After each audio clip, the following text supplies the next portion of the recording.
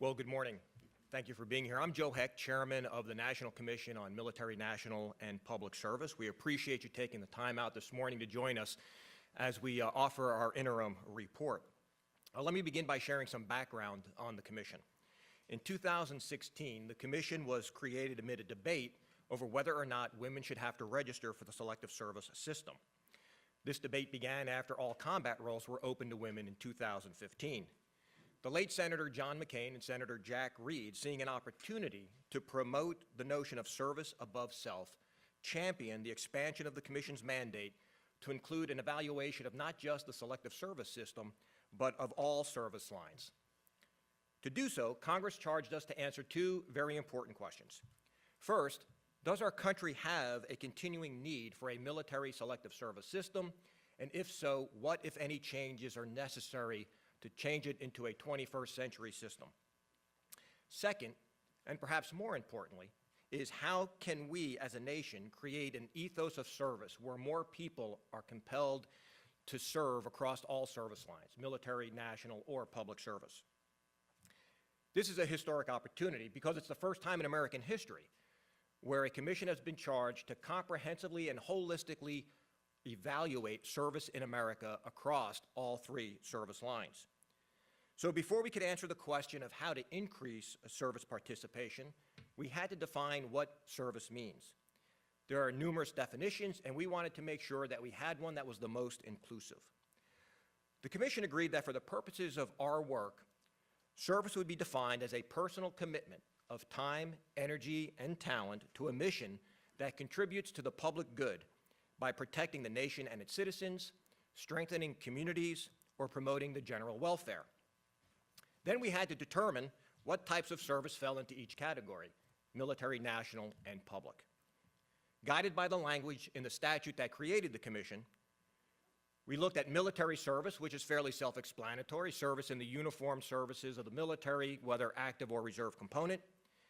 National service would include things that are well known like Peace Corps, AmeriCorps, Teach for America, Service Year, Senior Corps, but also include programs that are state or locally based, volunteer programs that may include serving in a local food pantry or homeless shelter. And then public service was defined as employment in local, state, federal, or tribal government or seeking elected office. So over the course of the last year, the Commission has conducted extensive research. We've traveled across the country to all 9 census districts, 15 states, 24 cities, met with over 300 different organizations, and learned about ways to encourage and inspire more Americans to serve. We met with elected officials, government employees, academic experts, military leaders, rank-and-file service members, members of the faith-based communities, and business and nonprofit leaders. We met with many inspiring people who have shown a passion for service, like Rebecca, who at 17 was preparing for college in the fall. When she heard the words, "There are 20,000 Americans helping people, solving problems, and in the process earning money for their education," this was citizenship at its best. She was sold. She signed up for the AmeriCorps National Civilian Community Corps program. She later used her AmeriCorps stipend education award to pay for her first semester's tuition at the University of Colorado, and she joined the Air Force Reserve Officer Training Corps program. From Boulder to Bagram, from AmeriCorps to Afghanistan, she credits every opportunity she has received to her national service roots. To quote Rebecca, "It's all about service, no matter the uniform." The interim report is the next step in fostering a meaningful and robust conversation on potential recommendations that the Commission is considering and how to strengthen service in our nation.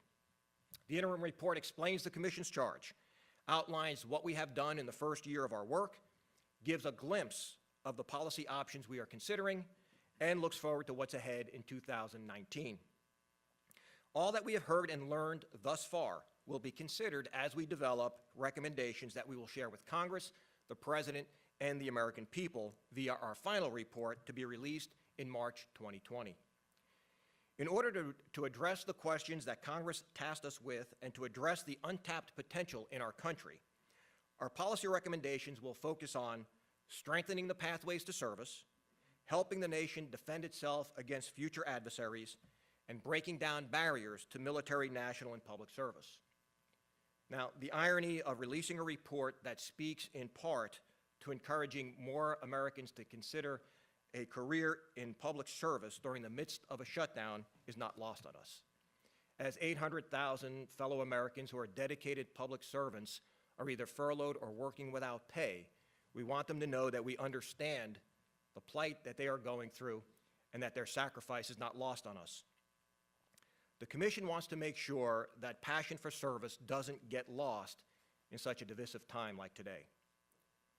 While we as Americans consistently come together to help one another in times of crisis and display a strong willingness to unite in the aftermath of tragedy or natural disasters, there is no widely held expectation of service. In a country of more than 329 million people, the extraordinary potential for service is largely untapped. It's time to talk about creating a culture of service where Americans not only aspire to serve, but face no barriers. I thank you all for being here, and I will now turn it over to our vice chairs who will speak, and then we will briefly take questions. First is Mark Guerin, Vice Chair for National and Public Service, a former director of the Peace Corps with extensive background in public service. Mark?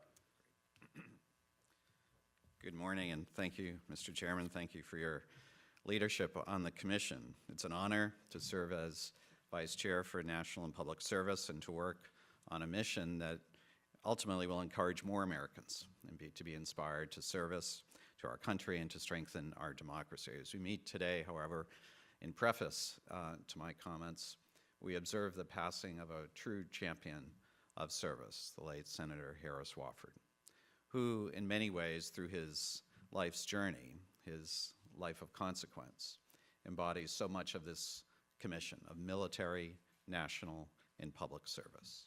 From his own work in the military to helping to launch the Peace Corps, advisor to Dr. King and President Kennedy, university president at 2 colleges at the state level in Pennsylvania, U.S. Senator from Pennsylvania, and helping to launch and then direct the Corporation for National and Community Service.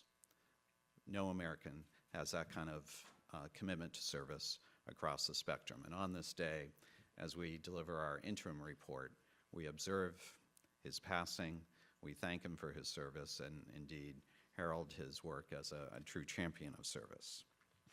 But like many Americans we heard from, the Commission values service and is considering, as the Chairman said, all options to encourage and require service. In this interim report, you'll see we're considering several policy options. Universal access, where everyone with a desire to serve can indeed do so. A universal expectation of service, where service would stay voluntary but becomes the norm, and as the Chair said, the culture. And then universal obligation, where all Americans are required to serve but have the choice of how they serve. Now, speaking as a former college president and in higher administration, as a former director of the Peace Corps, we all know, we have heard through the extensive travels that we've been engaged in, the young Americans' interest in service is considerable. It's evident in the research when you look at the number of millennials who are performing service work, when you look at the growing and burgeoning interest in service organizations, from the Peace Corps to the various streams through the corporation. We know the demand and the interest of young Americans to make a difference. Yet we also know from the research and through our findings that more than 60% of young people are not aware of the service opportunities that are out there for them. So we will be looking at that, and you will see our recommendations and the policy prescriptions that we're considering at this point. We're also looking at the importance of the federal workforce, as our chair said. Americans under the age of 35 years old make up 35% of the nation's workforce, but only 17% of federal civilian employees. So what we are preparing for, and what this commission is looking forward to, is this generational change that will come to federal agencies. Because 30% of civil service, including a majority of the senior agency's executives, will be eligible to retire in just 5 years. And then thirdly, we're looking at the very notable correlation between civic education and service. Students who receive civic education in our country are 4 times more likely to volunteer in service to their community, to participate in their community. And civic education provides young Americans the tools they need to make a difference. Various studies shows that a robust civic education program improves our nation's civic health in a variety of ways, increasing voter participation, reducing school dropout rates, and encouraging constructive community engagement. The data is stunning. Only 26% of Americans can name all 3 branches of government. And there are various questions that provide that kind of embarrassment. So civic education is front and center of the work of this commission. So keeping all of this in mind and to assure the civic health of our nation at its strongest, we're looking at many important policy recommendations that will address the barriers to service, which is a considerable task. The lack of awareness of opportunities, the ineligibility to serve, economic and social factors that affect decisions to serve, and limited opportunities for those who want to serve. So in this interim report, you will find several policy options, but there's much more that we will certainly be working on in our public hearings to come forward. But the policy options are looking at important areas, significantly to improve the information sharing and referrals of service opportunities between the services, and integrating civic education and service learning back into the curriculum. So this interim report lays out those important issues. We're grateful for the opportunities we've had today, for the listening, as our chair said, that we've had across the country. We've learned from that. We're looking forward to continuing with our hearings to 4.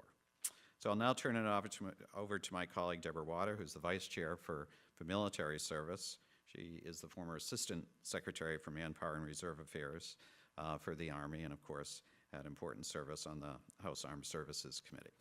Deborah. Thank you, Vice Chair Guerin. As the Vice Chair of Military Service, I have the honor of leading the efforts regarding the selective service system and the armed services. When it comes to the selective service system and the military service, there is a commonality. The Commission has found that very few Americans understand either. Many Americans do not understand the requirement to register or the purpose of the selective service system. And although there is no draft, the selective service system is still very much in existence, and it is active, and the 2 should not be confused. Most men today register unknowingly when they apply for a driver's license or for when they apply for financial aid. So it's a passive process, and 75% of young men currently registering do not even realize that they are registering. But registering is the law, and therefore if a young male fails to register, there are ramifications. There are penalties, such as not receiving federal financial aid or not being able to obtain a government job. The Commission is considering whether there is a continued need for the program in its current form and whether changes should be made or if it should be disestablished. And when it comes to changes, the Commission is looking at whether we expand registration to include women, whether we identify individuals with critical skills that might be needed in the future, whether we should call for volunteers in times of emergency or include that in the current process that we currently have for selective service. Should we incorporate changes, reasonable changes to identify, evaluate, and protect those who will not serve in the military, such as our conscientious objectors? These are all the issues that the selective service, the Commission is looking at with selective service. About 45 years ago, we changed over to an all-volunteer force. Today, about 4 in 10 Americans say they'd never even considered military service, while 71% of Americans aged 17 to 24 do not meet the qualifications to serve. So the awareness of military service is not equal across the country, and there are large geographical differences. 45 years ago, about half of the enlisted recruits came from America's South and West. Today, that percent is nearly 70%. So these dynamics, along with the inaccuracies depicted of the military and military service in pop culture, has contributed to this military-civilian divide. And the gap currently is widening, particularly as military service decreases.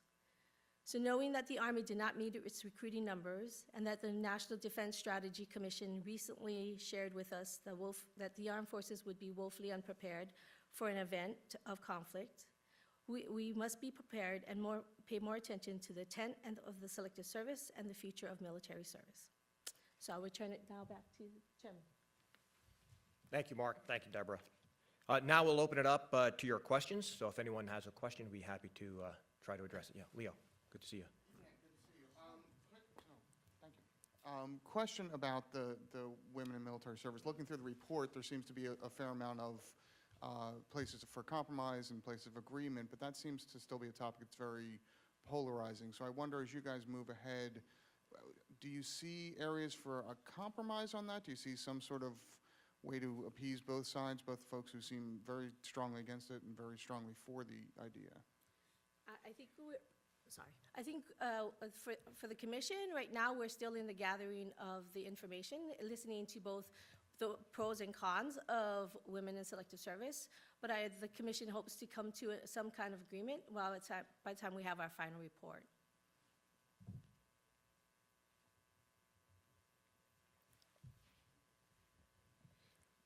Are you all looking at how to expand the opportunities just on the civilian side? I think there's a reputation that some of the things like Peace Corps and the AmeriCorps are extremely limited and very difficult to get into. Absolutely. I think there's two frames on this. One is the awareness. Certainly, we know that not enough Americans know about the various options to serve. So that is one key takeaway and one key piece that we're very much working at and that we've heard across the country. Secondly, there's demand. There's a great deal of interest. When I was director of the Peace Corps, we had 10,000 applications for service. We were able to accept 3,500. So the nation needs to understand that we're turning away literally thousands of Americans who are raising their hands, demonstrating their interest to make a difference in some of the most desperate places on the planet. And the same is the case for other services. So the good news is more and more millennials and younger Americans want to serve. One of our commissioners, Davidson, is a university president. Anyone in higher education can reflect on that. So it's both the awareness and then breaking down some of the barriers to service that comes from social barriers, economic barriers, and we hear that during the course of our tour throughout the country, and you'll see policy recommendations coming forth in our final report. The gentleman in the back was next.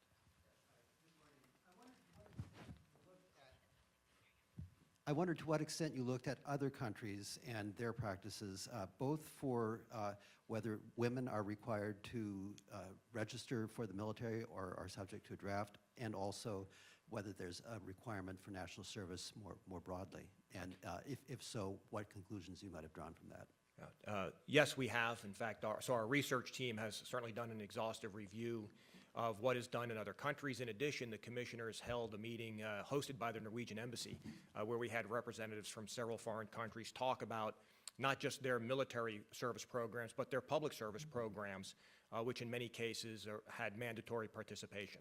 Now, we recognize that the United States, while those may serve as a model or provide some best practices, that as the United States, we have our own unique set of mores, values, and constitutional requirements that we have to consider when drafting policy recommendations to address whether or not service is mandatory or strictly voluntary. Hi, I was wondering, are you working with business? Because, you know, if a millennial is, or, you know, the next generation is looking at after high school or after college, going in serving for several years and then wanting to go back into the business world, you know, for the military, there's some pathway for that. Are you looking at ways to work with business to allow people to have that opportunity and then come in and not have an impact on their career? Yeah. Yes, we have. During our national listening tour, many of the groups or individuals that we met with are representatives of large companies that have foundations or social responsibility programs where they actually encourage volunteerism and community service by their employees. One of the areas that we would like to explore is how do we increase that public-private sector cooperation in helping to fund additional service programs. Also asking businesses to put a priority into their hiring and promotion practices and recognizing someone who may have gone out and spent 2 years in the Peace Corps as someone who may be a little bit more worthy of a position within their organization. Yes, sir.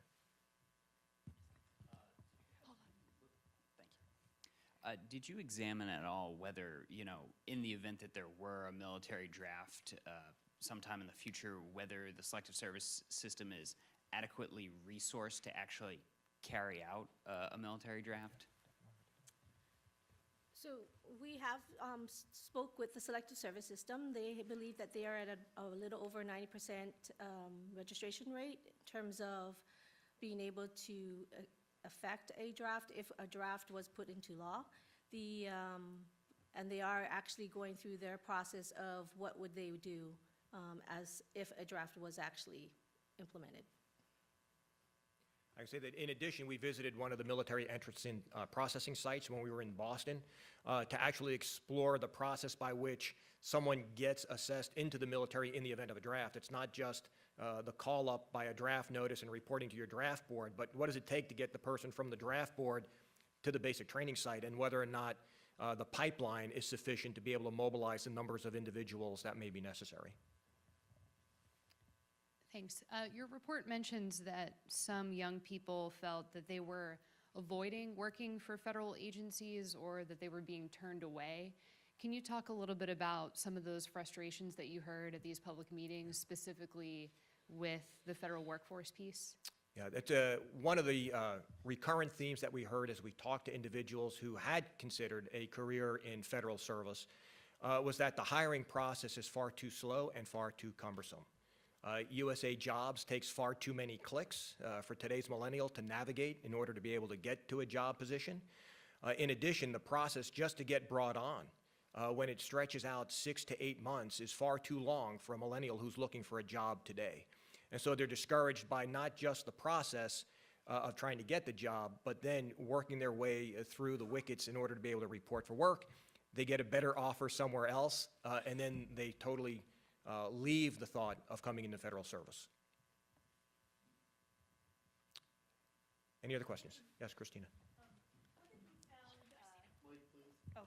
What have you found in terms of today's youth and previous generations in terms of the propensity for national service? Well, certainly what we found in our travels in speaking with, and we met with middle school, high school, and college students as part of our listening tour. If you look at the demographic of the commissioners, we wanted to make sure that we were getting input from those who may actually be affected by the recommendations that we might put forward. There is, when you talk about service, there is an overwhelming desire to serve. We met with a high school students in Denver, where there is a requirement that if you want to participate in the graduation ceremony and walk across the stage, that you have to provide a certain number of hours of community service. Not a requirement to graduate, but a requirement to walk across the stage. And when we asked those students, how would they feel if they were told that, they had to serve? Like if we talked about a spring semester of service, or a K-13 where the 13th year was a year of service as part of high school. They were like, no, we want to serve, just don't tell us that we have to serve. Similar response that I get from my children every time I ask them to do something. They want to do it, they just don't want to be told to do it. And as Mark mentioned, there are a lot of barriers and an overwhelming lack of awareness. I can remember growing up as a child and seeing commercials for the Peace Corps. I can't remember the last time I saw a Peace Corps commercial on TV. We met with cadets from ROTC programs that were going through their summer camp down at Fort Knox. Surprisingly, the majority of the cadets that we met with had no idea about ROTC until they actually got to college. No one talked to them about it when they were in high school. No one told them about the opportunity to get a paid education and serve in the military while they were still in high school. So we have to increase awareness, we have to expand opportunities, and we have to encourage participation. Any final questions? Yes. Thanks. Where can people, if they can't come to a listening session, where can people go online to voice their thoughts on these issues? Yes, so we are collecting public comment via our website, which is inspiretoserve.gov. That's the inspire, the numeral 2, serve.gov. And we are also taking public comment as we go on our hearing tour. So we kind of conducted listening tour town hall sessions over the last year. In the coming year, we will actually hold formal public hearings in which we will vet some of the potential policy recommendations and hear from policy experts.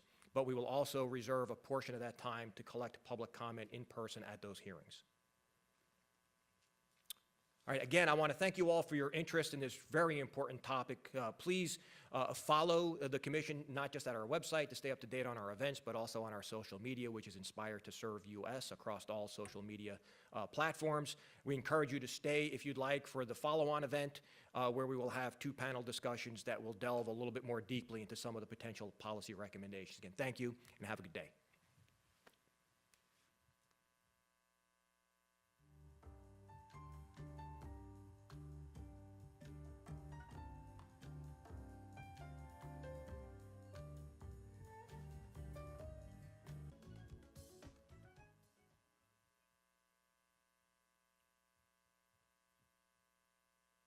Ladies and gentlemen, please take your seats. The program will begin shortly. At this time, please take a moment to note the fire exits in the room in case of an emergency.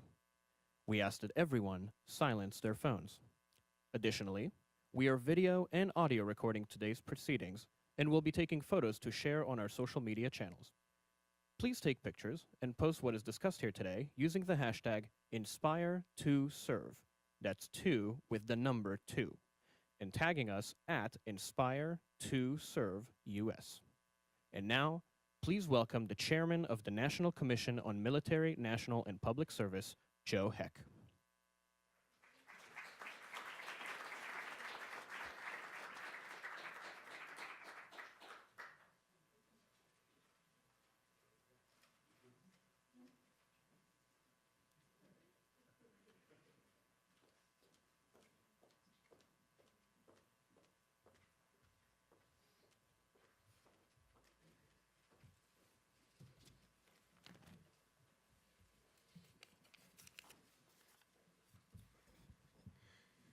Wow, full house. Good morning to everyone. Thank you for taking the time to join us this morning for the rollout of the National Commission on Military, National, and Public Services Interim Report. I'm Dr. Joe Heck, Chairman of the Commission, and we appreciate you taking time to be with us.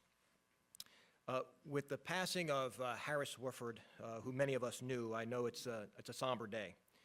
For more than 70 years, Senator Woodford served his country in the Army Air Corps, the White House, Peace Corps, Pennsylvania State Government, the U.S. Senate, and as CEO of the Corporation for National and Community Service.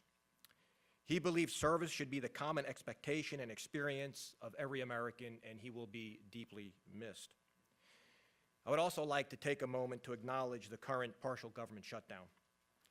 The irony of releasing a report that speaks in part to encouraging more people to seek a career in public service during the midst of a shutdown is not lost on us. Some of you in this very room or perhaps watching on Facebook, on social media, might be furloughed and waiting anxiously to return to work. Others are working admirably to deliver needed government services every day without pay. We know that some of our stakeholders and partners were unable to join us today given that they are furloughed, and we look forward to briefing them once the shutdown ends. To the 800,000 federal employees currently affected, the Commission is thinking about you during this time. We know it's not an easy time. And we want you to know that we are discussing the impact that these kinds of developments have, not just on you, but on the Americans that you serve. We know there are individuals with a great desire to serve our country who feel their contributions are not appreciated.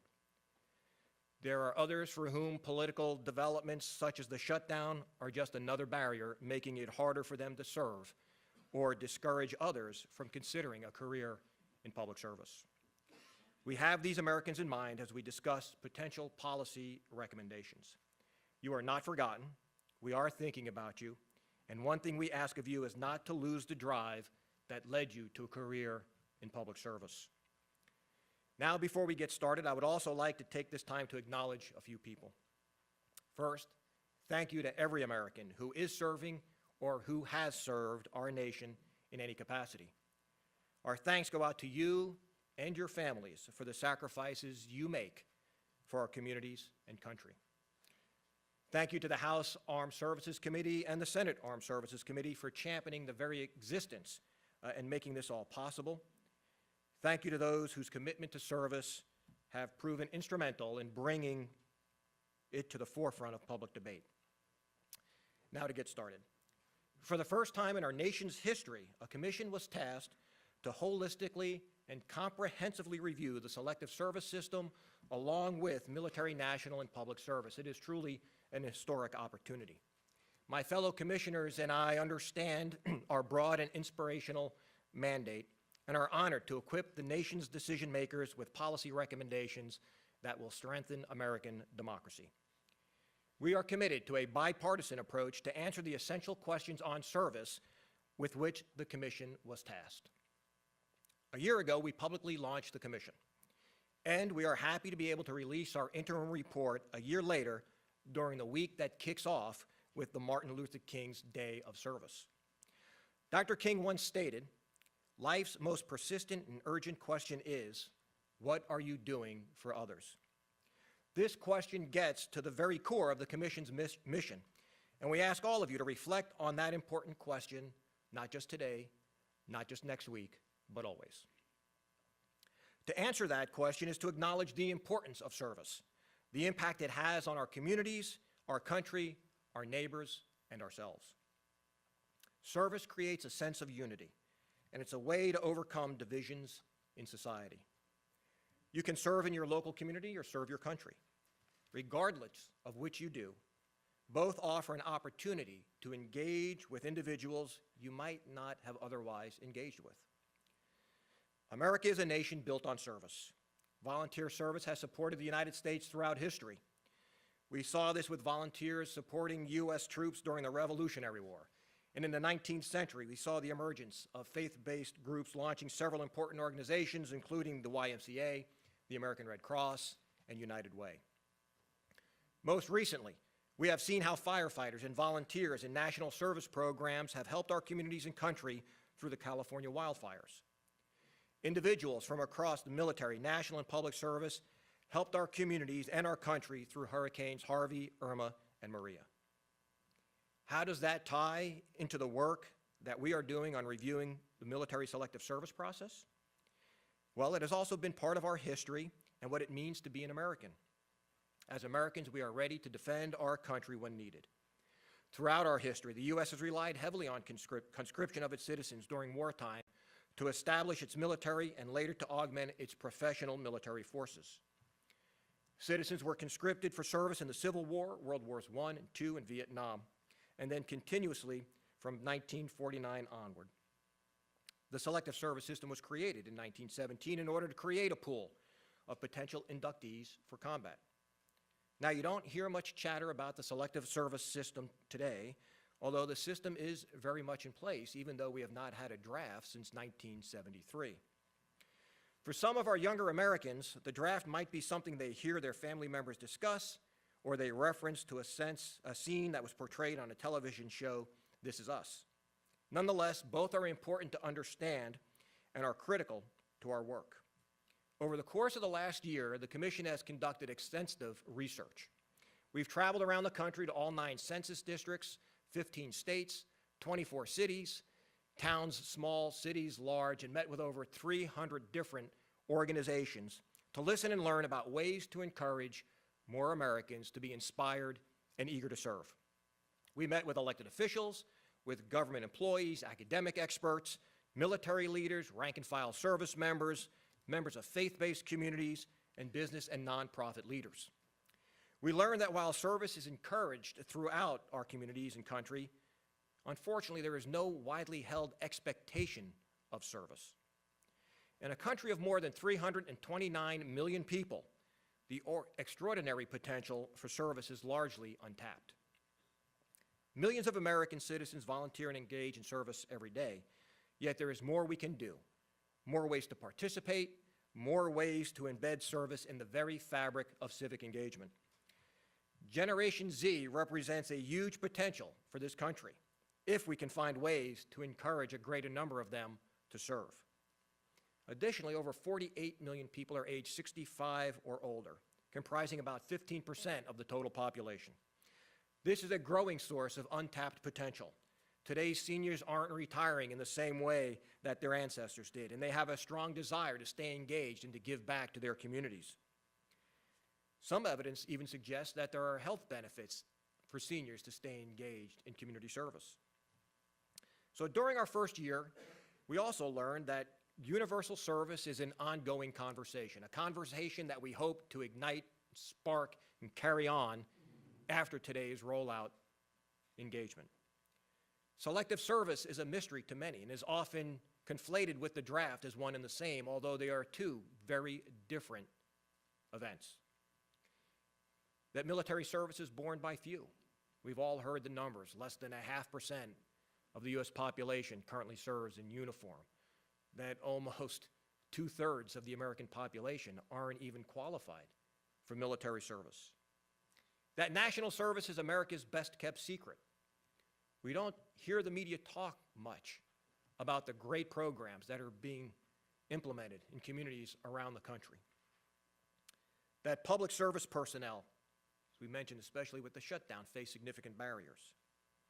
And that civic knowledge is critical to democracy and a springboard to public service. You can find this and much more in our interim report. As we work to develop the recommendations we will share with the Congress, the President, and the American people via our final report, to be released hopefully no later than March 2020, our interim report will show where we are 1 year into this journey. It is important to the Commission to be transparent about what we have learned and show where we are headed. For us, this is the next step in fostering a meaningful and robust conversation on options that the Commission is considering and how service can strengthen American democracy. Today's event, From Ethos to Action, Every American Inspired and Eager to Serve, kicks off this conversation that we hope to have throughout 2019. We have 2 panel discussions that will cover what we have learned in our first year. How to cultivate a universal expectation of service, whether the selective service system requires any modifications to meet the demands of the future, and some of the policy options we are considering for our final report. After each panel, we will acknowledge the legacy of individuals who have championed service.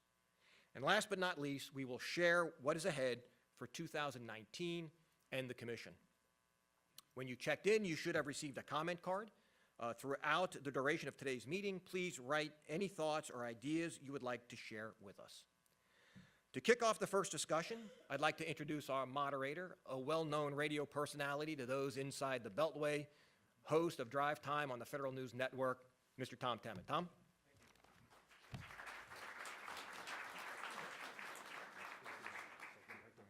First panel will come on up. Okay. Mike, and we'll get the first panel up here. Are these mics running? And you all have one in your seat, so we'll go. Well, good morning. It's great to be here. You know, I'd first met Joe Heck just a few weeks ago at the Presidential Rank Award event in December, and I feel like we're old friends now. And thanks to the magic of digital technology, his voice is on the airwaves this morning, being interviewed by me, and here I am sitting here. So really, make sure you tune in later, and it'll rerun this afternoon. And this is a topic that's very close to me, having covered government in one form or another for the past 27 years out of a 41-year career. So I really like this topic, and I think there's a lot of rich material in what this commission has done. Joining me up here today is the Vice Chair, Mark Guerin. And they didn't sit in the order that they are on the paper here, and it's really great here. You can see all of us, but we can't see each other, so this should be a lot of fun. Also, commissioners, Alan Casey, Steve Barney, Sean Skelly, and Janine Davidson to my immediate left. So these people have extensive and impressive careers in public service, academia, research. It's all in the handout you have, and I encourage you to read more about them. We won't do that right now. All right, I'm going to throw the first question to Vice Chair Giron. Mark, just talk about the idea of universal service, what it means in the context of what the Commission is doing and what we can learn from it. And if you might also address, it's not in the question, but the idea of paid service and volunteer service, because I think both components are part of the work you've been doing. Right. Well, thank you, and thanks to everyone for joining us. As I look out in the audience, I see a lot of friendly faces and folks who've been part of the service movement for some time. So we thank you all very much for coming. And to just reinforce what our chair said, it's but to build on that, to be here at the time right after Harris Wofford's passing is particularly poignant, but perhaps wonderfully an opportunity to once again honor his service. And I don't think any American more fully encapsulates our mission of military, national, and public service than Harris Wofford, from the Peace Corps to CNCS, from university administration to state and federal service in the military. He was a champion of service. So we frame so much of our comments, and so many of us worked with Harris, and we're fortunate to have done that. So it frames a lot of it, and it frames universal service, to your question, Tom, in terms of what Harris would always say is this common expectation that the question would be asked, where did you serve? It threads through a lot of our work. As the chair said, we've been around the country, listened to people, a very active research effort on the part of the impressive commission staff here. And what comes across to me is two things. To broaden your question a bit, perhaps, but A, the demand for service. As a former college president and Peace Corps director, I can attest, and Janine can as well from higher education, the demand that exists among this generation. They want to make a difference. They're idealistic. It's very pragmatic idealism, but they're looking for ways to make a difference. Our job, as the chair said, is how do we broaden the awareness of the streams of service that are out there? How do we make recommendations and policy ideas to resource and support those opportunities that could be more robust and fulsome? How do we break down the barriers that exist? So we all know we live in divisive times, and for many of us, I think we've seen the experience of service, what it makes a difference, and again, to our charge, how do we enhance this and develop this ethos of service? Many of us believe this commission offers an opportunity to lay before the American public, particularly in these divisive times, what service has meant to individuals, what it has meant in the collective, both domestically through efforts like AmeriCorps or City or Teach for America, or the Peace Corps and what it has done globally, and that domestic dividend of what happens. The Peace Corps director is here, so we have to give a shout out to the Peace Corps director here. Jody Olson, we have a fabulous Peace Corps director. But what it has meant domestically, and so our charge is to tap that demand, to shine a light on that, and to also bring a clarity and to bring some recommendations to breaking down these barriers. I think Americans would be heartened to know more Americans want to serve. I think they'd be discouraged to know that we're not fully honoring all those young Americans raising their hands wanting to make a difference. But the reality is we're having to say no to those people who've raised their hand. And just a quick follow, what about the idea of national service that would be involuntary? That idea comes up every generation or so, at least once. Yeah, we're looking at all of those questions, and this is an interim report, and so there's, as the document will show, across the spectrum. I would say, and as our chair has referenced, when in conversations I've had on campuses and like when you put the word mandatory before anything, particularly younger Americans, it is not our best marketing effort here. This is the Eat Your Peas school of national service. So mandatory, but would there be an expectation? Would we provide the kind of access that Americans would, young Americans would really think at some point that they would not be the outlier if they were a service, that everyone would be thinking of ways to do that. That's the aspiration that we have. Okay, thank you. You know, I'm inspired now somewhere in the boxes that have moved with all the family moves and relocations and homes and somewhere my draft card is in a box. I got to see if that still exists. and I came of draft age the year they ended the draft, but I was also number 324, so you have to be old enough to remember that. All right, Alan, let's go to you next. Having built a career on trying to connect people with national service, the report says that national service is America's best-kept secret. So how did that come to be, and how can we change that, and why?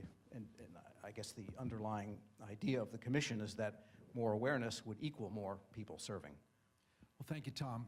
It's great to be here, and thank you all for showing up. I just want to start by echoing everything Mark said about Harris Wofford, who was a dear mentor and colleague and inspiration and role model for me.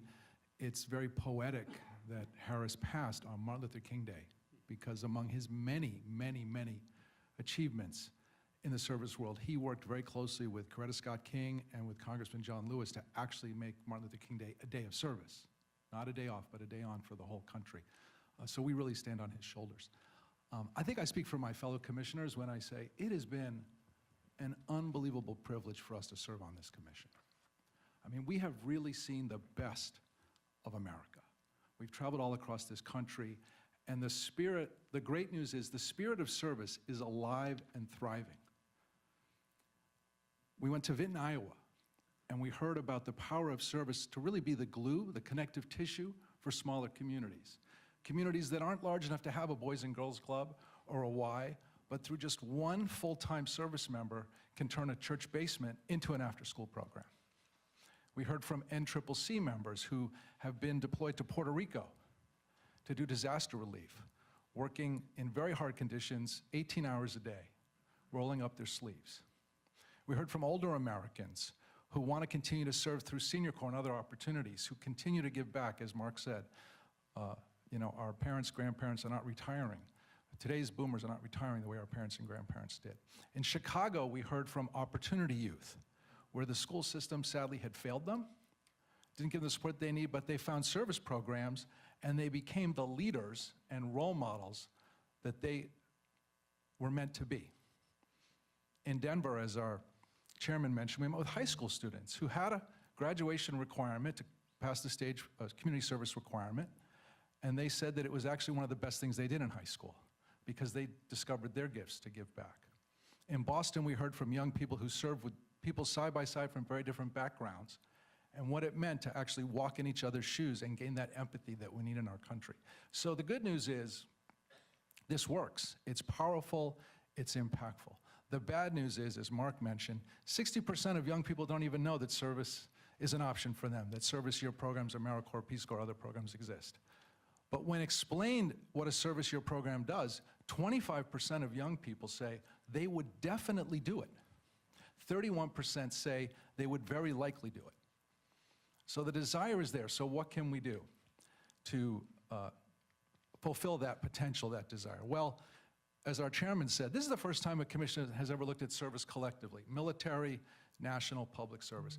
We need to build off of that and knit a better system together. 70% of the patriotic young Americans who volunteer to serve in our military are turned away for various reasons of being ineligible. And their applications just go into the trash bin. Why don't we have them referred to the Peace Corps or AmeriCorps? Because they want to serve. When it comes to Opportunity Youth, we heard over and over again, they want to serve. But the living stipend is not enough, especially in higher income areas, higher cost of living areas like San Francisco or New York or Los Angeles. So we have to look at the benefits for service. We need to recognize that there are connections. There are great veteran programs like Mission Continues and Team Rubicon, where military veterans who've come home and have already done service, 3, 4, 5 tours in Iraq and Afghanistan, still want to serve, and so they do civilian service programs now. We met AmeriCorps members who got that ethic turned on and then signed up and volunteered for the military. So we have to make a better connection there. We have to look at the impact of the benefits, and we also have to look at how we, all of us, yes, there is a role, I believe, for government, taxpayers to fund these programs, but other institutions can play a role too. We heard about Employers for National Service, which the Corporation for National Service and Service Year Alliance helped to bring about. There are hundreds of companies that have now said, we will value a year of service if you apply to work in our company. Imagine if every company in the country did that. Universities are doing innovative things in terms of valuing service. Imagine if every university said, if you do a year of service, we are going to put you in a different pile as we look at admissions. So I think there's so much we can do, Tom, and what we've learned in our first year is that this is a very powerful idea, and I think we all feel the urgency to seize it and figure out how do we take it to the next level. Well, your enthusiasm is evident for this, and I wanted to ask you a follow-up question. It occurred to me while you were speaking. The county where I raise my kids, and I guess all of the counties around here, they have a service hours requirement for people to go through high school. And frankly, what qualifies as getting the sign-off on those hours is a pretty low bar. I've signed some of the forms myself in various volunteering efforts. Do you think that with greater federal involvement in all of the possible areas of service, that could trickle down quality-wise to maybe state and local jurisdictions, such that the federal model with the high-end type of service that you've been talking about could maybe upgrade what they do? Well, I think it's, I don't think it's just federal. I think what we've learned is, so in Denver, we actually know there's a high school there. I'm sorry, I can't remember the name, but I'm sorry. Denver High. North High School. Thank you, Janine, our college president from Denver. It wasn't the federal government that told them to have a community service requirement, and that is a high-impact program. We met with a very diverse group of young people, and they set the standards, and they make it work. You're right. Some are more, one of the things we've learned is that for service to be impactful, it does have to have standards. It does have to have quality. It does have to have certain things that people are both trained and then required. It just can't be somebody signing off on a form. And I don't, and again, it's not, I don't think the federal government has to set that. I think that there are talented people all over this country that can do that. And I believe there's a role for the federal government. There's also a role for state and local governments, and we saw that everywhere we went. But there's also a role for the nonprofit sector, the private sector, the university community. This is something that is fundamentally American, and if we're going to reach this potential, every sector of society has to engage, and frankly, step it up. Okay, Steve, you get the next question. It's also an awareness question about military service, and I was thinking of you the other day. One of the crossword puzzle clues was, be all that you can be. I forget what the question was, but that was the answer. It had to do with one of the Army slogans that they advertised some years back. And so the report found that there's a lack of awareness here for the idea of military service, which is a little surprising, given that the nation has been at war for 17, 18, 19 years, and this topic is on the news at some level every year, every day rather. So tell us what you found and what the implications are. Yeah, thanks, Tom. It's really been interesting as we look at the way the nation responds to our all-volunteer force. These are wonderful men and women who serve. We're grateful for their service. We acknowledge their service in so many different ways, but sadly, service in the military has really become a tremendous exception. It is not the rule by any means. Less than 1% of the American population is currently serving in the military. And that was not always so. When we think back to the experience of the greatest generation and how America responded in a time of national threat, military service was something that brought together people from all over the country. People learned to work together, to serve together, to count on each other. With the transition about 45 years ago to the all-volunteer force, our nation moved away from conscription, and we've been using all volunteers since then. The result of that has been what some folks have described as being a military-civilian divide. We have a group of people who serve and serve wonderfully in the military, and we have a grateful nation who recognizes their service. The real challenge, though, is that as this successful all-volunteer force process has continued, it has just deepened that divide. So as we travel, we begin to see that there's a lot more that can be done. For example, currently, really as a result of some changes in both demographics as well as in geography, we've seen a tremendous transition in who is actually serving. 45 years ago, about half of the enlisted members of the military came from America's South and West. Today, that number is close to 70%. For many military families, military members join because someone in their family is in the military. It's become sort of a family business or a family tradition, if you will. And there's nothing wrong with that. But we've also seen issues in terms of how popular culture portrays military and military service. Folks who watch movies and play video games and all the action that's involved in that come away perhaps with a view of what military service is that really is not accurate in terms of what the current requirements are of military service. And that's something as a nation we could do a much better job at. When I've been traveling around with these tremendous commissioners that I get the privilege to serve with, and I talked to a young woman who says, you know, I'd really like for my kids to consider military service, but I just can't see them as being a trigger puller. Well, I think our answer as a nation to folks like her who have those concerns is there's very few occupations that exist in the civilian sector that are not represented in our military. And our military needs these, whether you're a healthcare professional, whether you're an engineer, whether you're interested in information technology. Our nation requires superb, well-trained people to serve in those positions in the military. And we train them, and we work for their education, and it would be terrific to get more and more participation from that. As my colleague Alan said, the other challenge that we have is, as a nation, only about approximately 70% of young Americans are not eligible to serve in the military.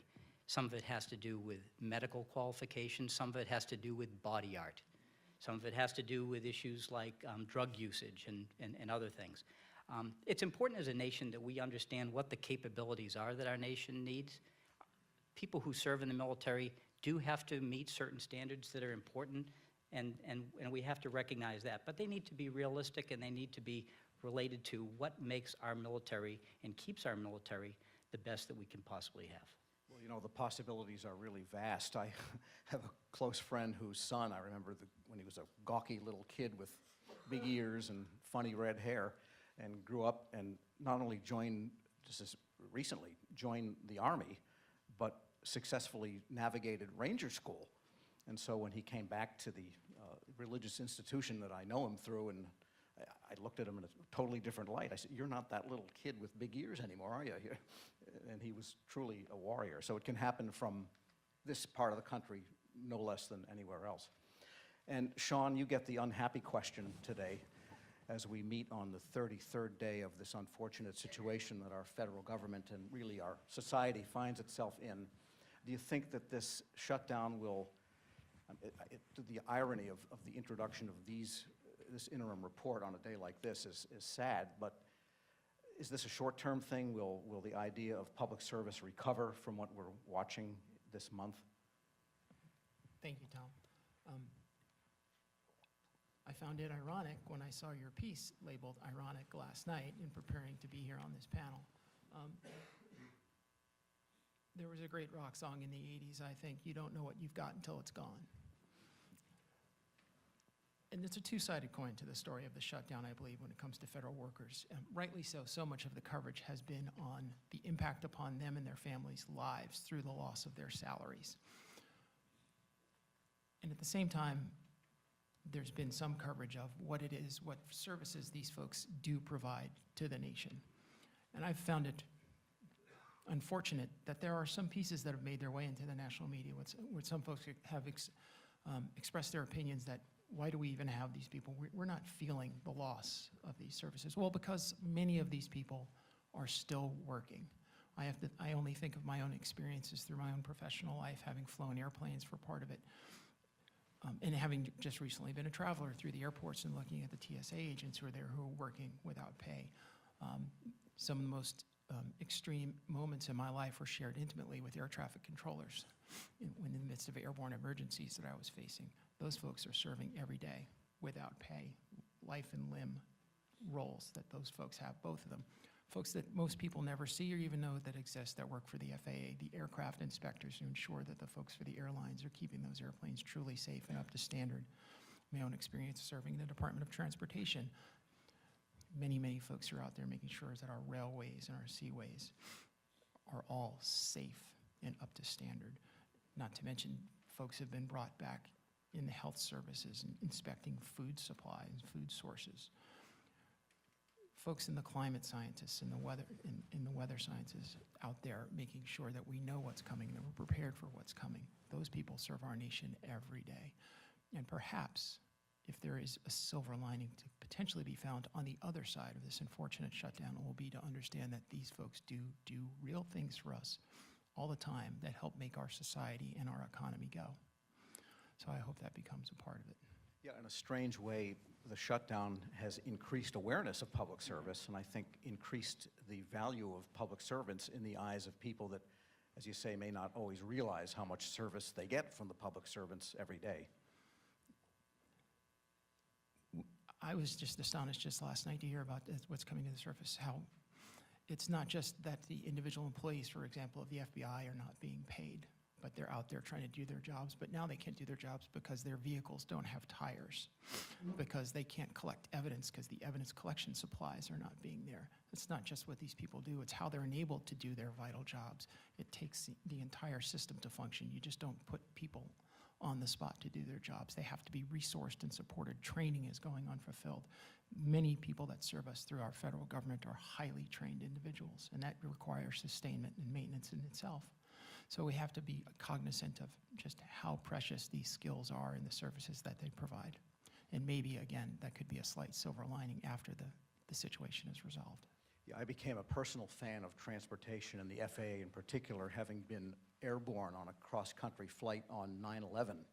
And it didn't get widely reported, but I wrote a column that day too, that they managed to land at a given moment. There are 6,000 aircraft aloft in the U.S. airspace. They landed them all within 80 or 90 minutes safely.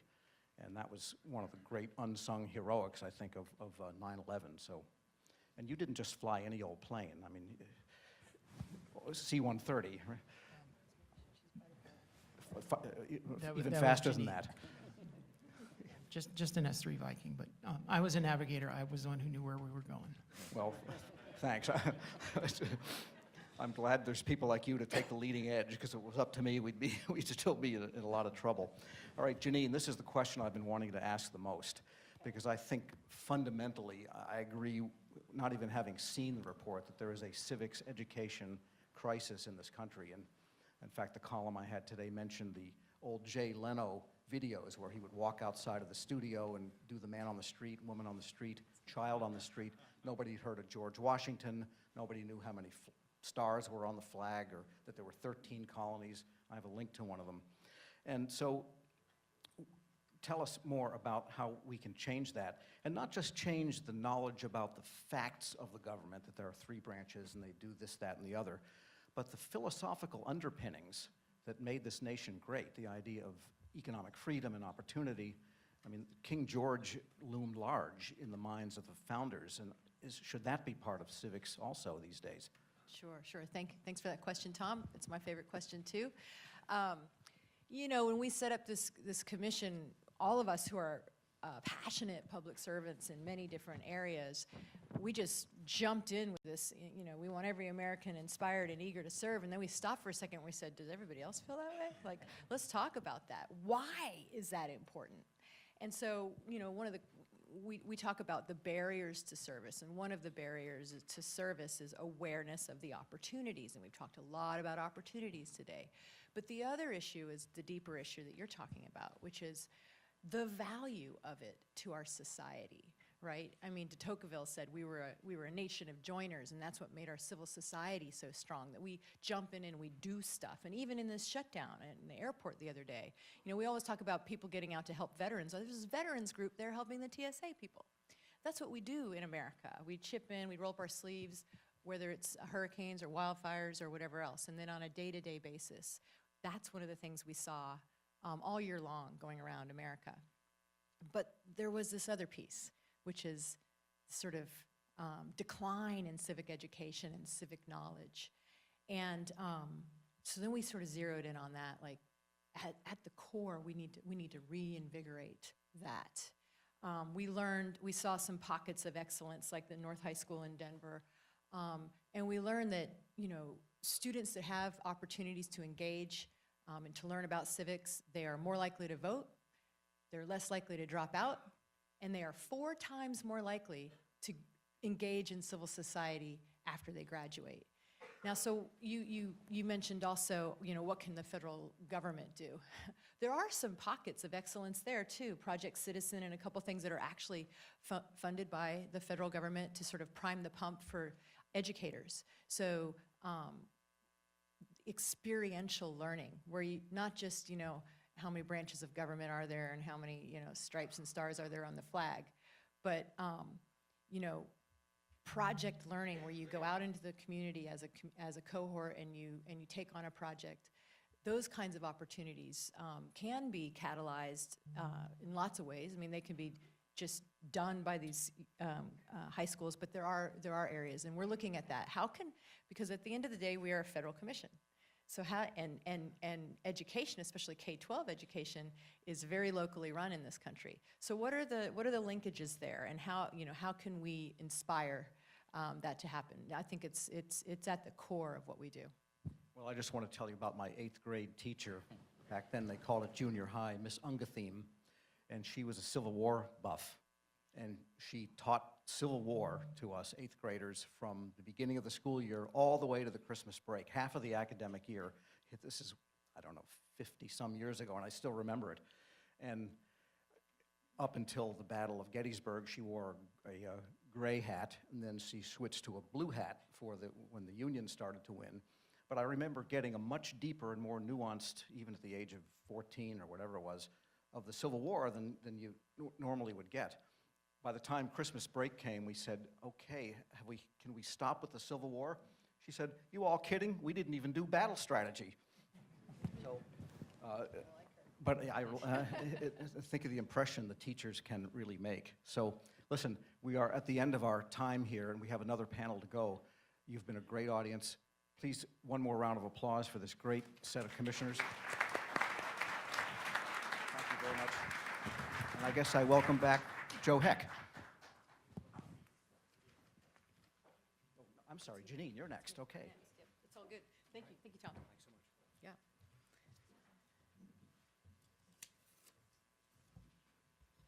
Thank you, Tom. Thank you, everybody. I'm honored to represent the commission during this part of our agenda.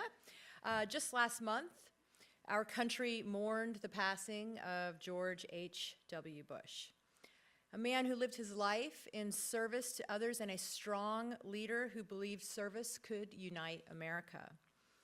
As a decorated Navy veteran and a dedicated public servant, he embodied the commission's vision, every American inspired and eager to serve. He was the first president in history to establish a White House office exclusively charged with voluntary community service. And his commitment to service, long after his presidency, through Points of Light, a nonprofit, nonpartisan organization that celebrates the power of service and mobilizes millions of people to take action that is changing the world.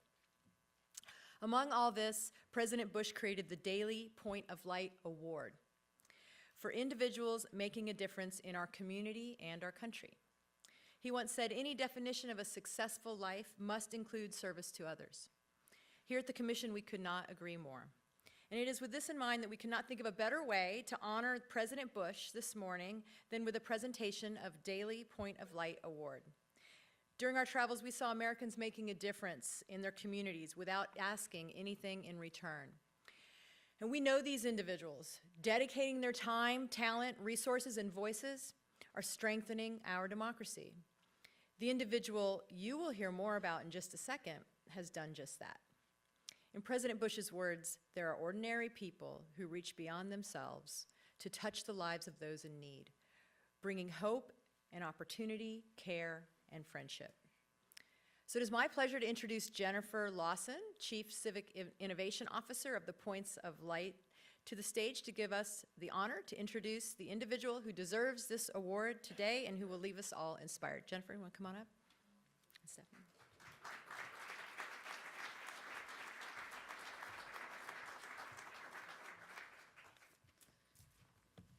Thank you, Dr. Davidson, and good morning, everyone. Thanks for that warm introduction and the wonderful tribute to President Bush and his legacy of service. And we'll add to that today that his passing, of course, was sad, and coupled with that today, or on Monday, of Harris Wofford, has certainly reminded each of us of the importance of volunteer service to this country and to the glue that helps to build the civil society that we all so desperately want in this moment. It's an honor to be here with you and with the National Commission on Military and National Service this morning, as we all continue to work to find ways to make it easier for people to engage in civic life. So, as Dr. Davidson mentioned, President Bush created the Daily Point of Light Award in 1990 to honor everyday people doing extraordinary things.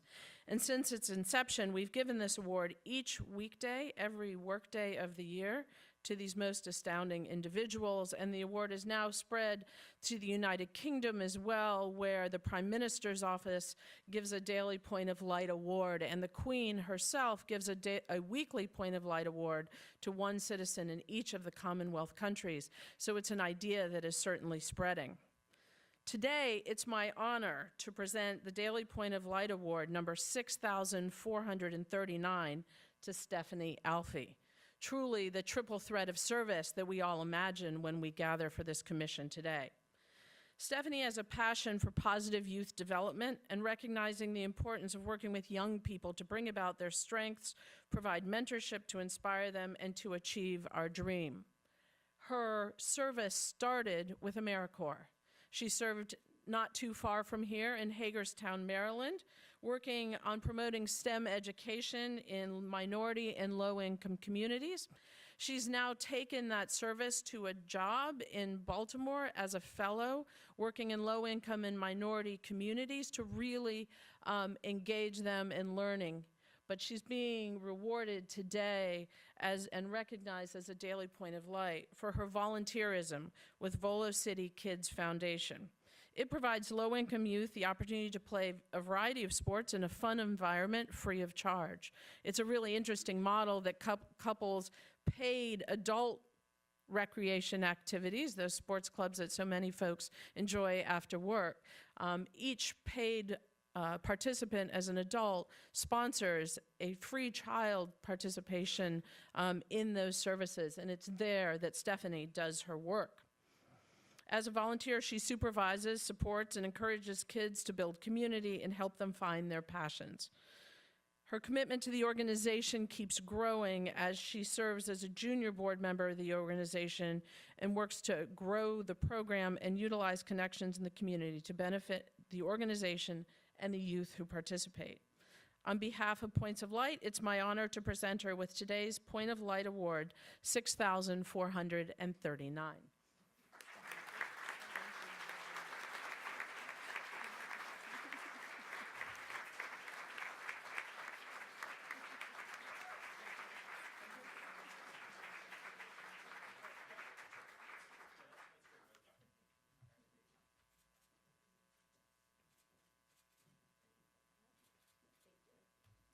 Please welcome our next panel. Does selective service have a place in the 21st century? Moderated by Christina Wong. Check.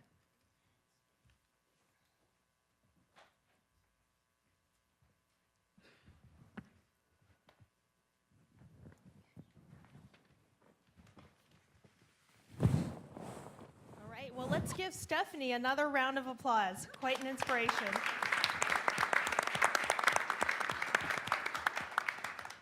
This topic of military and public service is especially interesting for me. I was one of those young people who wasn't aware of military service. I wish I signed up. And my father, he served in the Vietnam War, and still yet I didn't know of these opportunities. And so hopefully we can change this for younger people who wish to sign up for the military. We're discussing the selective service system today, the other half of the Commission's mandate. And for this discussion, I'm joined by Chairman Joe Heck, all the way at the end, I think. I can't see him. Commissioners Ed Allard, Jeanette James, Tom Kilgannon, and Deborah Wather right next to me. So let's get started. First question is for Ed. There is a lot of confusion about the difference between the selective service system and the draft. Can you walk us through what the selective service system is as the former deputy director of the selective service system? Yes, thank you. I think I'll give you an overview by explaining to you when I was appointed by President Obama to the position. I was approached by my friends on Capitol Hill, senior elected officials and appointed officials, and they asked me, Ed, I understand you just got an appointment. What are you going to be doing? And I said, well, thank you. I'm going to be the Deputy Director of Selective Service. And everybody said, are you going to be guarding President Obama? And I politely told them, no, that's not the Selective Service, that's the Secret Service that does that. But as we traveled as a commission throughout the United States, we were confronted with that confluence of misperceptions about the Selective Service, because you're right, there is a small perception that there is no difference between, Selective Service and the draft. Well, nothing could be further from the truth. There is a massive difference. The Selective Service, as our chairman said, was established in 1917. The Selective Service is not a part of the DOD. It is not a part of the DOD. It is an independent agency that reports directly to the president. Selective Service, the main thing it does is maintain a system by which to register young men 18 to 25 years of age. Now, that's a requirement by law that all young men 18 to 25 register. And if they fail to register, there are penalties associated with that failure. Now, the draft itself, as you know, is not applicable today. It is not happening today. The last time the draft, as our chairman said, was 1973. Now, young men are registered at this juncture to the point of 17 to 25-year-olds. On the average, they are registered with Selective Service to about 90%. Now, one of the interesting points of that is we're not real clear as to if they understand exactly what they're registering for when they register for Selective Service. So we need to carry that message a little bit more concisely to that age group. And in closing, what I would say is that as we go around the United States, it's really shocking to realize the number of young men that don't understand they are required to register, and we need to increase that message a bit more. Thank you. Thank you. Just to follow up, what were some of the things you heard from the younger folks about the Selective Service? Were they surprised that they were registering for it? Were they even aware of it? Well, to be honest with you, there are a number of ways that young men are registered with Selective Service. A lot of them find out that when they apply for a Pell Grant, before they can get their educational financing, they have to be registered and they have to have a number. It was kind of interesting that we did a little bit of an analysis to find out where they got their basic information. Now, if I'm from Los Angeles, California, and if you're a young man, 17 years of age, and you receive a letter from the federal government that says, "Open me," what do you think most 17, 18-year-old young men might do? Who do you think might open that letter? Mom, exactly correct. And a lot of times it's mom that gets the young man there, by God, you're going to get registered. Good. Thank God for moms, right? Yes, definitely. My mom certainly had to open a lot of missing mail over many years. Deborah, Whether we should have the selective service system at all is a huge question. How is the commission approaching it? So the commission is actually looking at whether we still need it, whether if we do need it, whether it should be changed to meet the needs of the future. And some of the issues that we are looking at is that we were directed by Congress was if it is to be maintained and if we do look at it, one of the changes is, should we include women? And as you might know, there was the impetus actually for the creation of this commission. And it's a large question that was given to us. And we're looking to the American public's input, and we've heard a lot from individuals, and we continue to seek input from others. The other issues that we're looking at is whether we should include special skills to meet the future needs of the national security. Another factor that we are also looking at is should maybe we look at volunteers? Is there a way that we can increase the number of volunteers in a time of national emergency? And finally, I think one of the important things that we are looking at is what do we do for those people who may not or could not serve for the religious or moral objections. So those are the things that we're looking at on the selective service side. And I think from the commission's point of view is that whatever decision we look at, we want to make sure that whatever the process that comes out is, if we have a selective service registration system, it's that it's fair, equitable, and transparent to all Americans. Is the commission looking at whether the system should be abolished? That is one of the things that we are looking at, whether it's still needed. And I know the report is not due until March 2020, but what are some of the things that you've learned on whether there is a need for a selective service? Well, I think that the recent National Defense Strategy Commission actually came out with some concerns about the ability for this country to meet a large-scale conflict in the future. So that that is something that we have taken a look at. But are there ways that you could do this in a way that may not need a registration system? Those are the questions that we are looking at, and whether it could be constituted at the time. But there are obviously logistical and timing issues in terms of whether those are, all those are actual proposals that have been put forth that the commission is looking at, and we're looking at all of them. So light questions. I'm sorry? So very light on serious questions.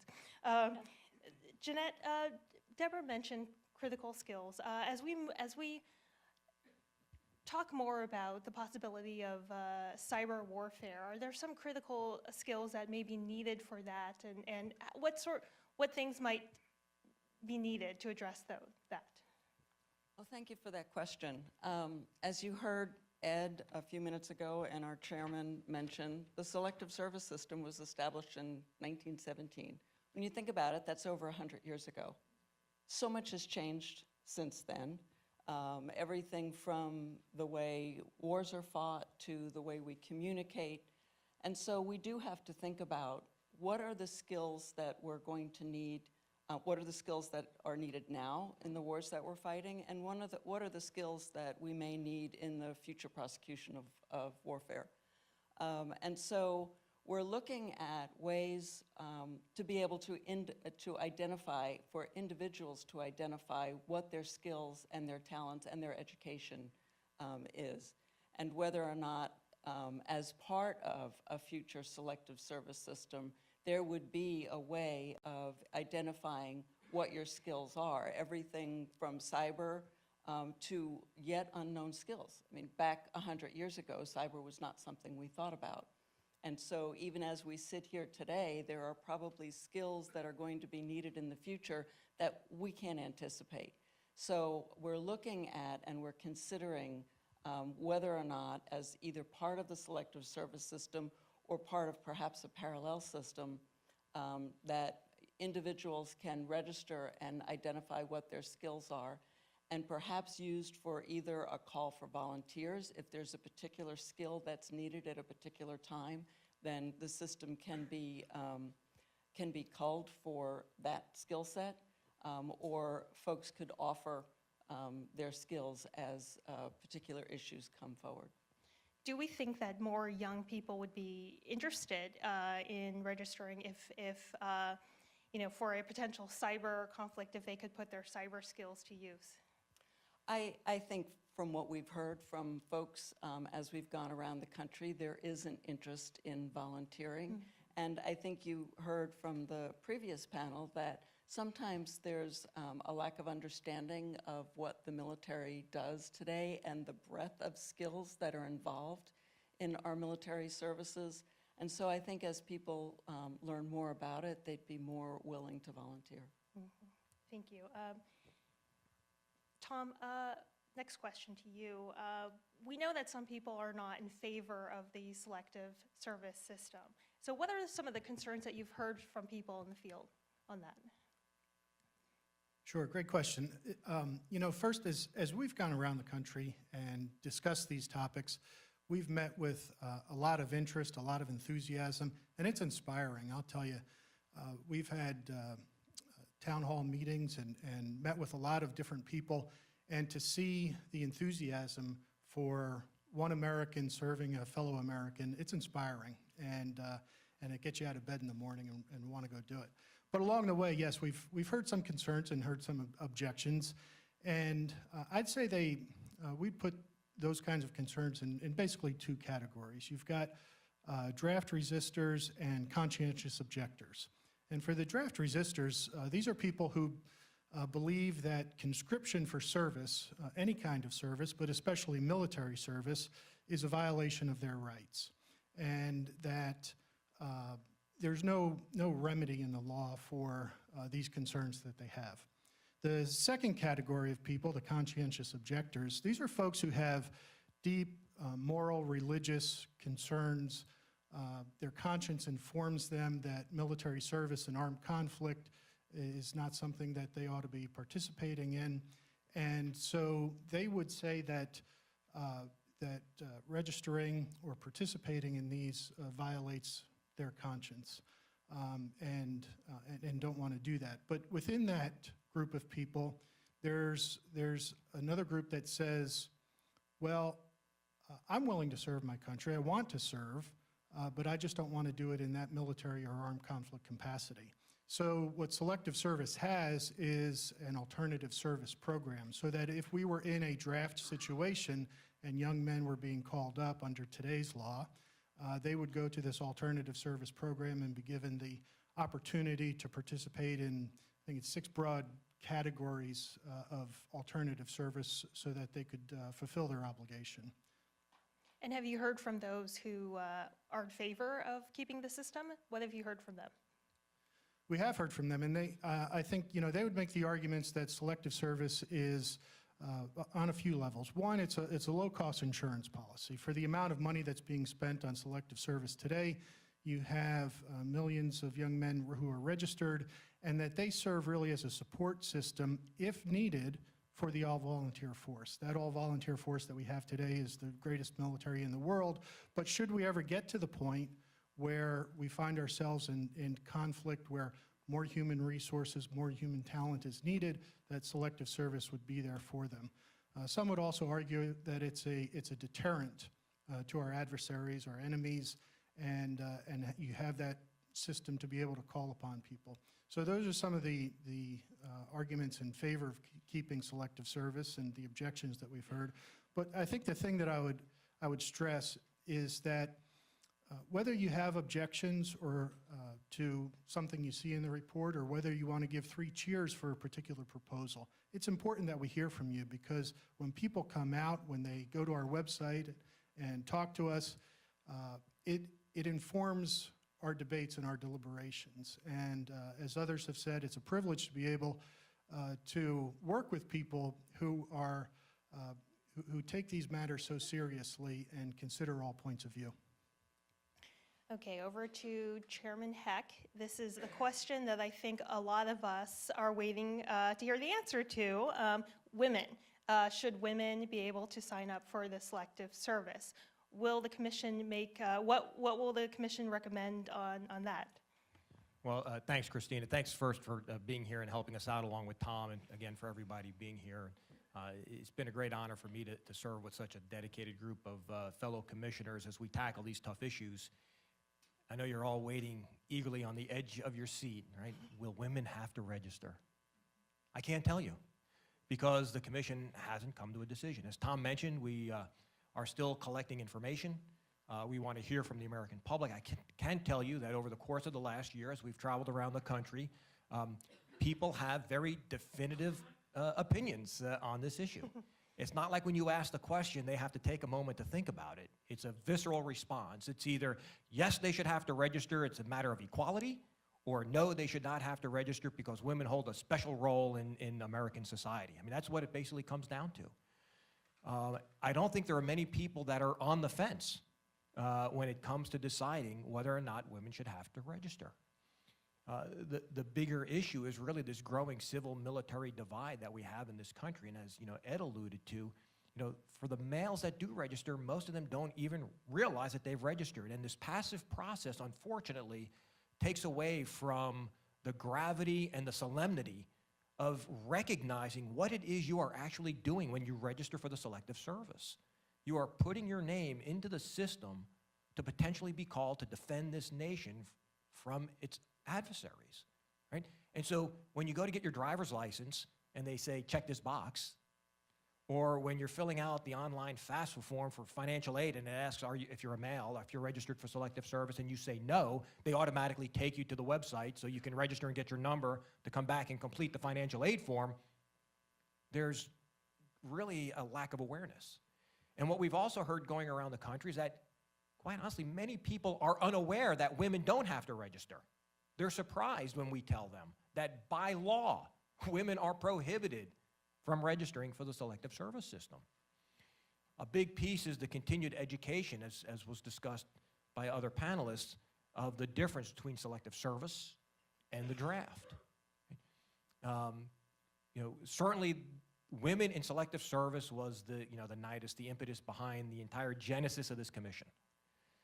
But we don't want it to be the sole focus, because we feel also that the greater discussion on service in America in general is just as, if not more important. But we have to answer that question. And so we have talked to military leaders. We have talked to rank and file members of the armed forces. We have talked to faith-based communities. We have talked to the general public about their opinion and what they would think if women were required to register. So why aren't women required to register currently? Because heretofore, the Selective Service system was looked at as a process by which we provided combat replacements. And so since women were not allowed in combat roles, the Supreme Court had ruled that it was okay to basically discriminate against women and not have them register. However, in 2015, when all combat roles were open to women, that prohibition no longer would necessarily hold valid. And hence, we're at the discussion point where we find ourselves today. And so perhaps it's a redefinition of really what the Selective Service system is. Because nowhere in the Selective Service System statute does it reference it being a tool for combat replacements only. That was incorporated by congressional intent. And as Jeanette talked about the potential need for different skill sets, if the Selective Service System is modified to actually look at having a ready pool of individuals with a broad and diverse array of potential skills that will be necessary to defend the nation against its foreign aggressors, then perhaps, the idea of everybody being drafted going to combat takes away from the argument against women registering.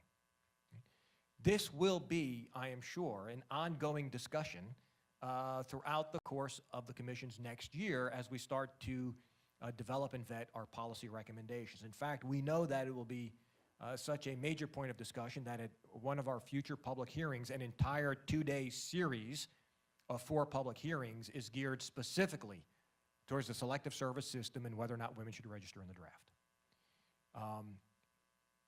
It is a critically important question that we will answer. It is the #1 charge that was given to us by Congress. But where we will be on that answer is yet to be determined. So just a quick follow-up on that. If the selective service system stays and if women are required to register, how do you get Americans and especially young people on board to this? You mentioned young people like to volunteer. They don't like to be told what to do.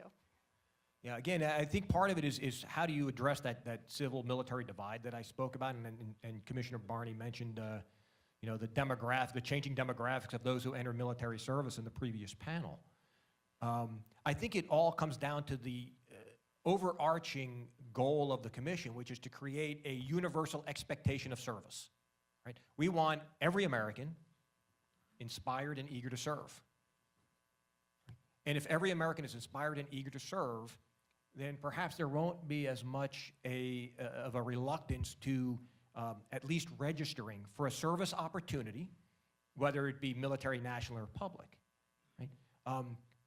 We understand that there will be a large educational component. There will certainly be a generational shift that will be required, regardless of the recommendations we make. This is not a flip the switch and all of a sudden everybody's inspired and eager and women are going to register. You know, we will have to lay out a course within our recommendations for Congress, the President, and the American people of how we actually accomplish our vision of increased awareness, expanded access, and greater participation. Okay, well, great. Thank you very much for this discussion. Our time is up, and I don't envy the decisions you'll have to make, and I'm sure we will all be looking forward to hearing about them March 2020. Please join me in giving our panelists a round of applause.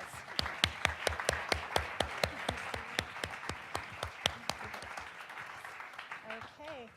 I would now like to turn it over to Commissioner Steve Barney, who will do us the honor of presenting the next part of the agenda. Thank you, Christina. I'm Steve Barney, and it's my privilege to serve as one of the commissioners. And it's an honor to be asked to reflect on Senator John McCain's legacy on behalf of the commission. My fellow commissioners and I express our deepest respect for Senator McCain, who embodied service throughout his life and significantly voiced and advocated for the importance of service in the United States.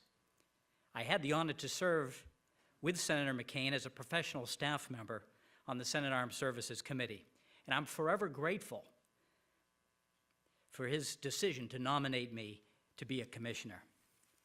He taught me through his example that there is no limit to service, and I'm indebted to him for giving me the opportunity to continue my service journey. As one of the strongest champions for service in the Senate, John McCain was the first to make the connection between military and civilian service. He worked tirelessly throughout his career to strengthen America's defense, to expand national service opportunities, and to encourage young people to offer their time, their energy, and resources to improving their communities. We're grateful to Senator McCain for championing the establishment of this commission. He's a source of constant inspiration for all of us who serve and who aspire to serve. The commission and I hope to inspire more Americans to serve their country and to break down barriers to give everyone that opportunity. We have a short video to share with you that touches on Senator McCain's legacy of service. We'd like to thank the Corporation for National and Community Service for working with us to produce this tribute to Senator John McCain. Please enjoy it. Thank you.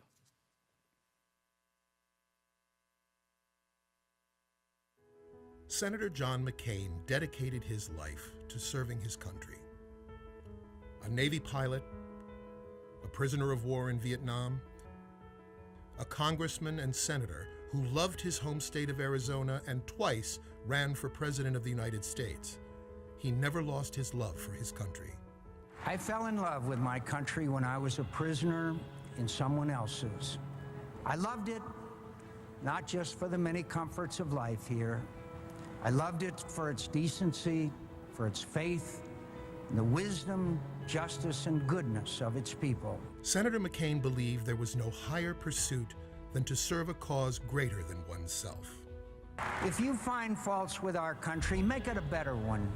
If you're disappointed with the mistakes of government, Join its ranks and work to correct them. Enlist in our armed forces. Become a teacher. Enter the ministry. Run for public office. Feed a hungry child. Teach an illiterate adult to read. Comfort the afflicted. Defend the rights of the oppressed. Our country will be the better. He worked for decades to expand opportunities for his fellow Americans to serve their country, whether shouldering a rifle, tutoring a child, or protecting our public lands. He said that when you serve in AmeriCorps, you come to know the obligations and rewards of active citizenship. He was a tireless champion for our veterans and men and women in uniform. He fought to expand AmeriCorps and Senior Corps, and he always looked out for public employees that serve the American people. Along with Senator Jack Reed, he created the National Commission on Military, National, and Public Service to inspire more Americans to serve. Asked about his legacy, Senator McCain said simply, He served his country, and not always right. Made a lot of mistakes, made a lot of errors, but served his country, and I hope we could add honorably.